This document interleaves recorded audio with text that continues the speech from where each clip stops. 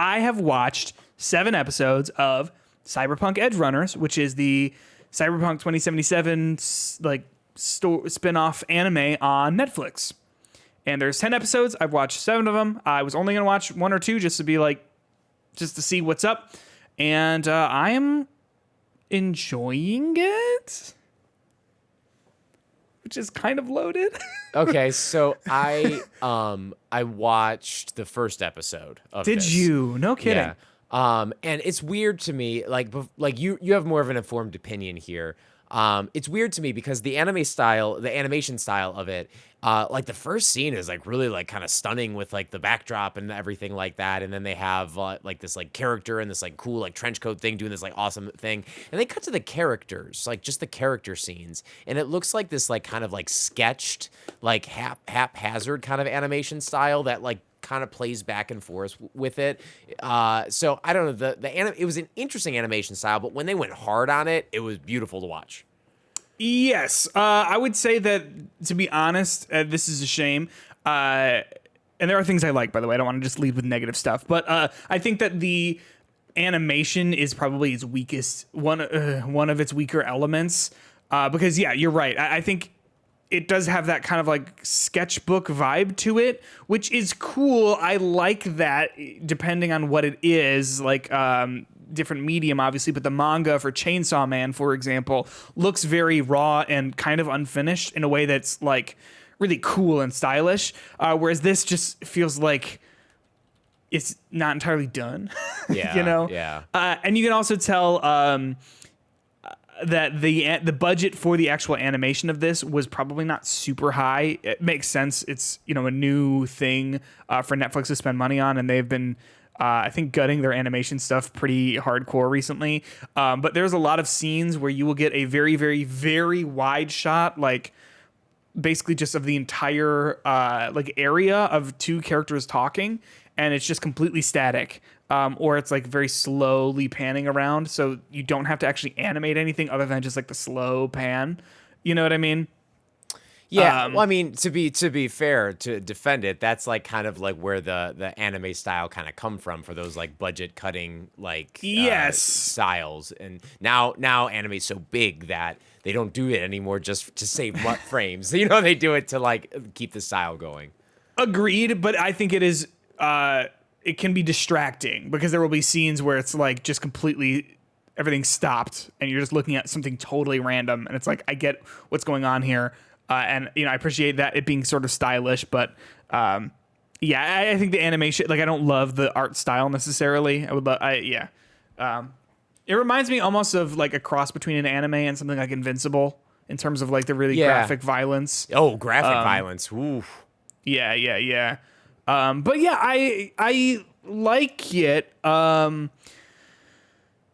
It is the sort of thing where, like, if you liked Cyberpunk the 2077, the video game, you will like this. It is more of that. It's just another story from Night City.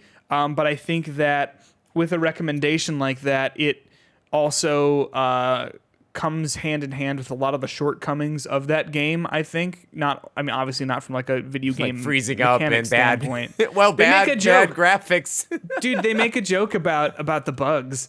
Where in episode like 6 or something like that, they end up getting chased by the police, and one of the characters is like, it seems like these police are just spawning out of nowhere just to follow us. And it's like, haha, I remember when your game was fucking busted. But no, I think it's an interesting story.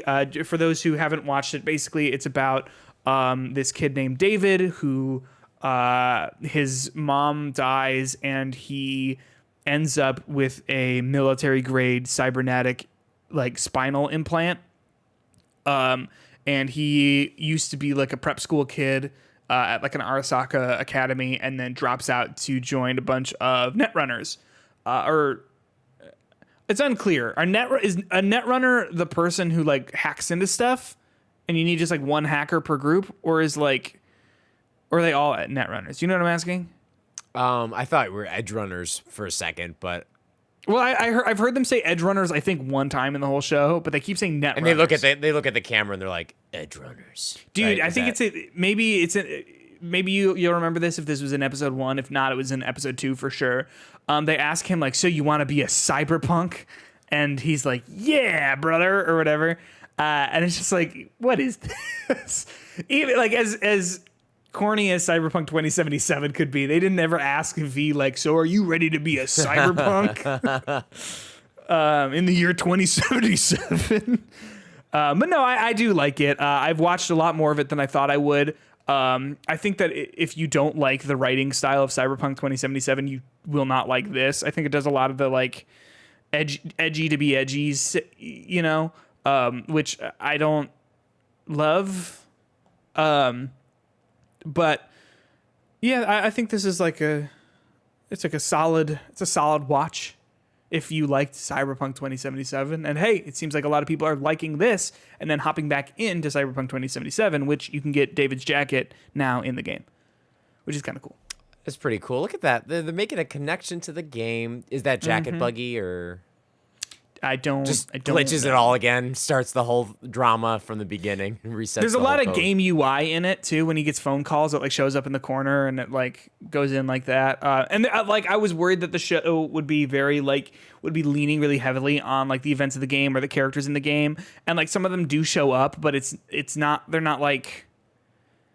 I hate when characters show up as a cameo or reference, but they just like look at the camera like, it's Delamain. Remember There's the taxi? Round of applause. Everyone's like clapping. Remember that? Yeah. You know, because I don't know. I just feel that's like not earned, but it doesn't do that really. You have characters show up sort of in the background a little bit, and I like that. As opposed, it fleshes out the world a little bit more, as opposed to just being like something that revels in Cyberpunk 2077. But I still find that like it is like it has the same problem I think as the game did, where just because you say fuck a lot and show a lot of graphic nudity and sex scenes, like it doesn't mean that you're like you have a mature message or anything like that, or saying anything like with any real maturity. And to me, that sort of stuff is distracting. You know what I mean? Like every other word in this game is fuck. In this show, it's fuck. And it's like, listen, I get it. Like I like the word. I'm a fan of the word. If you listen to 112 episodes of this show with me, you know I like the word. But you gotta have other stuff here. Yeah, you know? Yeah. I think for me, one of the issues is that Cyberpunk as a world just isn't like interesting to me. Like this like cool metal stuff. Like it just doesn't like I don't I'm the millennial over here. I don't really connect with this kind of like stuff. And like this almost is my issue with Splatoon to a point. Like it feels like this is like the adult Splatoon in the same kind of world. Like we're seconds away from the Inklings just going at it with each other. I see what you mean. Okay. With their like the over stylized kind of stuff, and I just don't know if I connect with that as an old man, which I guess I am. I know what you mean. I went for a run yesterday, and like my back just was hurting all the way down my leg, and then my hip. Like at night, I was just hobbling around like my hip, and it's like, is this happening? I think Cyberpunk is too edgy, and then my back hurts. Like I'm becoming old. Sounds like what you need is a fucking cyber implant, bro. I got a Ripper Doc. He'll fix you up for real cheap. Just a few eddies. It's real hot right now, though. Cyberpunk Edgerunners. People are fucking loving it. And like I get it. It's just to me, it's like a 7 out of 10 show that like is enjoyable in the same way that like Cyberpunk 2077 was an enjoyable 7 out of 10, but maybe not like as deep as I would have wanted it to be.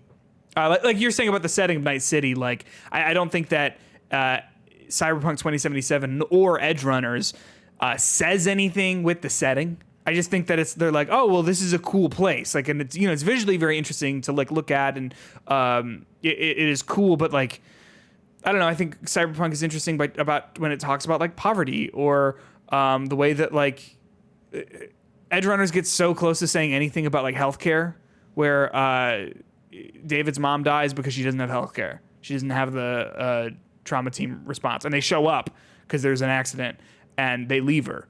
And like that's fucked up, you know what I mean? But like at the end of the day, it doesn't really like sit, like it skirts around almost saying like, isn't that bad? And how that's sort of like how we are today, like where we live in America. But yeah, there you go. Cyberpunk Edgerunners. I will finish it next week. By the time we talk next week, and I will give you my full review. And by that I mean just like it stuck the landing or it did not stick the landing.